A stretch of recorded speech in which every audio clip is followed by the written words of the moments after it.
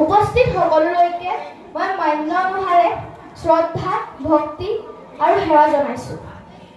বিভিন্ন জাতি জনগোষ্ঠীৰ মিলনভূমি এই গৰঙা ঠাইখন সাহিত্য সংস্কৃতিৰ ৰম্যভূমি।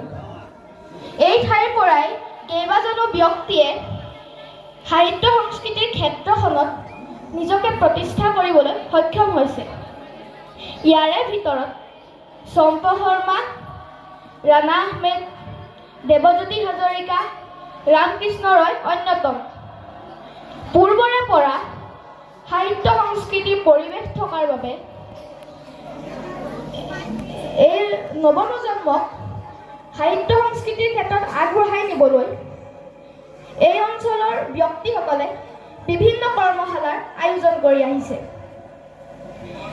কৰ্মশালাই কোনো এটা কাম শৃংখলাবদ্ধভাৱে কৰিবলৈ শিকায়। সেইবাবে জীৱনত কৰ্মশালাৰ বহু প্ৰয়োজন। কৰ্মশালা কৰা ছাত্ৰ-ছাত্ৰীয়ে জীৱনত কোনোদিন উজুতি খাবলগীয়া নহয়, এই কথা একেবাৰে সত্য। ইয়াত অনুষ্ঠিত কৰ্মশালাৰ এটা ভাল লগা দিশ হ'ল আদিবাসী ভাই ভনীসকলে সত্ৰীয়া নৃত্যৰ অনুশীলন কৰা। মহাপুৰুষজনাৰ উদ্দেশ্য এইটোৱে আছিল। তেওঁ সৃষ্টিৰাজি বিভিন্ন জাতি, ধৰ্ম, বৰ্ণ সকলোৱে আয়ত্ত কৰা। ইয়াৰ দ্বাৰা মহাপুৰুষজনাক এটা সন্মান প্ৰদান কৰা বুলিও ক'ব পাৰি।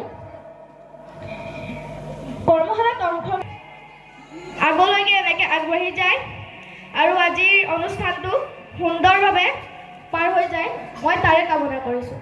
আৰু ইয়াকে কৈ মই মঞ্চ উদ্বোধন হ'ল বুলি ধন্যবাদ।